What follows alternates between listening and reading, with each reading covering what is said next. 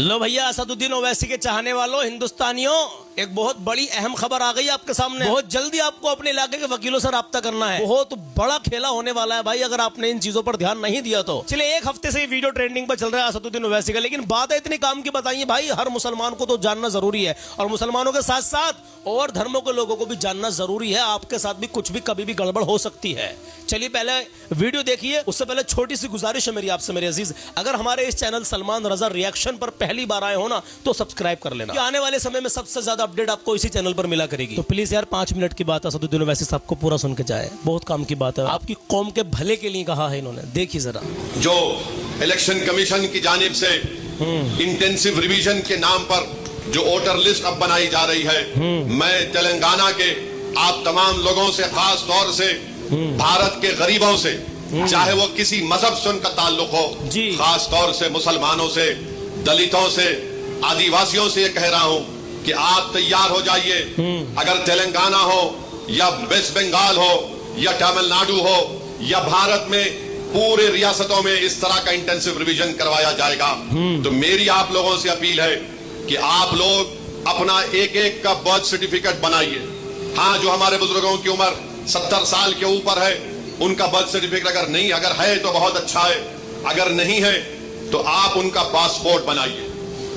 आप birth certificate अपना बनाइए, और अगर 10th क्लास की मार्कशीट है तो उसको तैयार रखिए।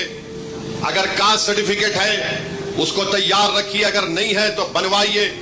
पासपोर्ट नहीं है तो बनवाइए, बर्थ सर्टिफिकेट नहीं है तो बनवाइए। अगर कोई रिटायर्ड पेंशनर है तो जो पेंशन का ऑर्डर मिलता है उसको उठाकर रखिए। अगर आपको 2 BHK का सर्टिफिकेट मिलता है कि आपको 2 BHK दिया गया, उसको उठाकर हिफाजत से रखिए। अगर जमीन गवर्नमेंट ने आपको अलॉट की तो उसको उठाकर रखिए। अगर आप गवर्नमेंट के मुलाजिम हैं या थे, उसका ID कार्ड उठाकर रखिए। क्योंकि याद रखिए मेरी इस बात को कि अब जब इंटेंसिव रिवीजन हो रहा है तो इलेक्शन कमीशन ने जो हिदायतें BLOs को दी है बिहार में, उसमें यह कहा गया कि अगर इलियास साहब के घर पर कोई 3 मरतबा BLO चला जाएगा और 3 मरतबा किसी जायज वजह से इलियास साहब अपने घर पर मुकीम नहीं होंगे, तो BLO उसकी इत्तला ERO को और AERO को देगा। और ये AERO और ERO को इख्तियार हासिल है कि वो 1955 के सिटीजनशिप एक्ट के तहत उन तमाम ओहदेदारों को इत्तला देना कि इलियास साहब शायद भारत के नागरिक नहीं है। तो ये सिटीजनशिप का मसला पैदा हो जाएगा। तेलंगाना में भी इंटेंसिव रिवीजन होगा, बल्कि पूरे मुल्क में होगा। मैं आज यहां बोधन की सरजमीन से खड़े होकर उन तमाम भारत के गरीबों को कह रहा हूं, उन दलितों को, आदिवासियों को और मुसलमानों को कह रहा हूं कि आपको नंबर 1 अपना बर्थ सर्टिफिकेट बनाना है। 10th क्लास अगर किसी ने किया तो मार्कशीट तैयार रखना है। कास्ट सर्टिफिकेट है तो तैयार रखिए, और अगर आप उस कास्ट में आते हैं उसका सर्टिफिकेट निकलवाइए। आपके पास अगर गवर्नमेंट की स्कीम का दिया हुआ 2 BHK का सर्टिफिकेट है तो उसको उठाकर रखिए। ये इसलिए कह रहा हूं कि 10 डॉक्यूमेंट की बात जो इलेक्शन कमीशन ने बिहार में की, वो यही 10 डॉक्यूमेंट है। हमने सुप्रीम कोर्ट को अख्तरुल ईमान मजलिस की तरफ से गए तो सुप्रीम कोर्ट ने अपने इंटरिम ऑर्डर में कहा कि प्राइमा फेसी हम इलेक्शन कमीशन से कहते हैं कि आधार कार्ड को भी, जो इलेक्शन कमीशन का वोट डालने का भी कार्ड होता है, राशन कार्ड को भी वो कंसीडर करे। तो ये जरूरी है, याद रखिए, जब तेलंगाना में या आपके किसी रियासत में ये इंटेंसिव रिवीजन होगा तो आप लोग परेशान होने की जरूरत नहीं, अभी वक्त है। पासपोर्ट बना सकते हैं, दबा के पासपोर्ट बनाओ। बर्थ सर्टिफिकेट नहीं है तो बर्थ सर्टिफिकेट बनाओ। कास्ट सर्टिफिकेट है या नहीं है, आप आते हैं उस कास्ट में तो उस कास्ट सर्टिफिकेट को बना के रखो। याद रखो मेरी इस बात को, अगर आपका नाम वोटर लिस्ट से निकल गया तो मोदी को सबसे ज्यादा खुशी होगी। क्यों खुशी होगी? क्यों खुशी होगी बताता हूं मैं आपको। आपका नाम जब तक वोटर लिस्ट में रहा, जैसा हम अब मोदी से सवाल कर रहे हैं, बताओ गरीब गरीब क्यों होते जा रहा है और दौलतमंद दौलतमंद क्यों हो रहा है, तो मोदी ये नहीं चाहते कि कोई उनसे सवाल करे। अगर नौजवानों तुम्हारा नाम वोटर लिस्ट से निकल गया तो तुमको इख्तियार हासिल नहीं होगा भारत के प्रधानमंत्री से पूछने के लिए कि क्यों बेरोजगारी मेरा मुकद्दर बन गया। और जिस तरीके से बार बार ये कहा जा रहा है कि फुला इलाके में बांग्लादेशी है, फुला इलाके में रोहिंग्या म्यांमार के लोग हैं, फुला इलाकों में नेपाली लोग आके बस गए, ये सब तैयारियां की जा रही हैं। मैं आपको जिम्मेदारी से बाखबर कर रहा हूं ये जज्बात में लाने के लिए, ये डराने के लिए नहीं कह रहा हूं। ऑन रिकॉर्ड कह दिया गया कि पूरे भारत में इंटेंसिव रिवीजन होगा। और तेलंगाना में जो लास्ट इंटेंसिव रिवीजन हुआ था, मेरे ख्याल से अगर मेरा हाफिजा सही है तो 2007 में या फिर 2002 में हुआ था। मगर ये चीज की तैयारी करके रखिए।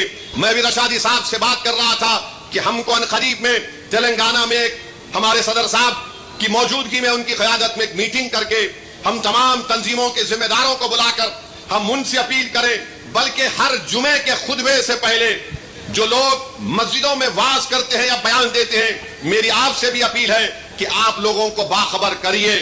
ये साजिशें की जा रही हैं। कल तुम्हारा नाम वोटर लिस्ट से निकल गया तो वोट डालना तो दूर की बात, कोई आकर तुमसे कहेगा कि अपनी शहरियत साबित करो।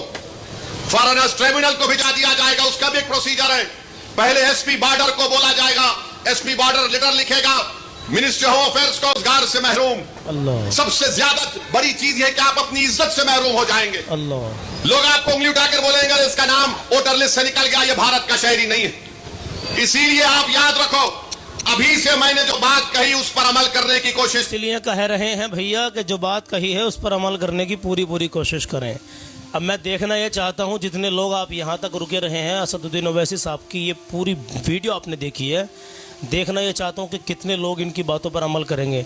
इंशाअल्लाह ताला बात ही कुछ ऐसी है। इन्होंने सिर्फ मुसलमानों के ही लिए नहीं कहा गया, यहाँ पर गरीबों के लिए, दलितों के लिए, आदिवासियों के लिए, मुस्लिमों के लिए क्यों कहा है इन्होंने? जो गरीब तबके के लोग हैं, जो साबित जिनका नाम वोटर लिस्ट से अगर निकल गया तो सही कह रहे हैं कि आप ये भी साबित करने में आपको परेशानी पड़ जाएगी। आप साबित, हो सकता है कि आप ये भी साबित न कर पाएँ कि आपको कह दिया जाएगा कि आप भारत के शहरी नहीं हो, भारत के नागरिक नहीं हो। क्या चीज़ें बताई असदुद्दीन ओवैसी साहब ने?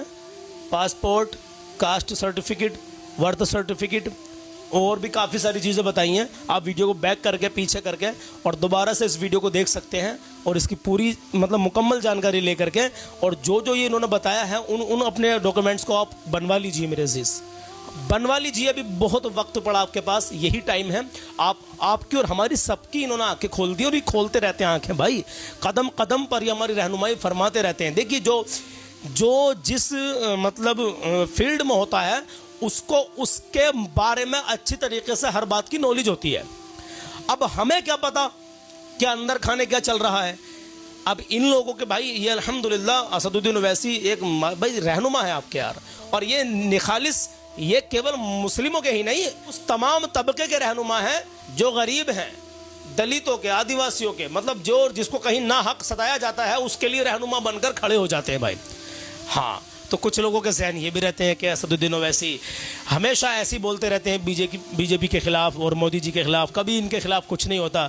भाई वो पढ़ा लिखा व्यक्ति है, उसको हर बात का पता है कि उसे कब, कहाँ, कैसे, किस अंदाज में बोलना है और क्या बोलना है। संविधान के दायरे में रह करके बोलना है। हम तुम तो एक ही जुमले पर फंस जाएंगे, लेकिन वो नहीं फंसने के, अल्हम्दुलिल्लाह। तो इस भाई के लिए दुआ भी करें, अल्लाह और खूब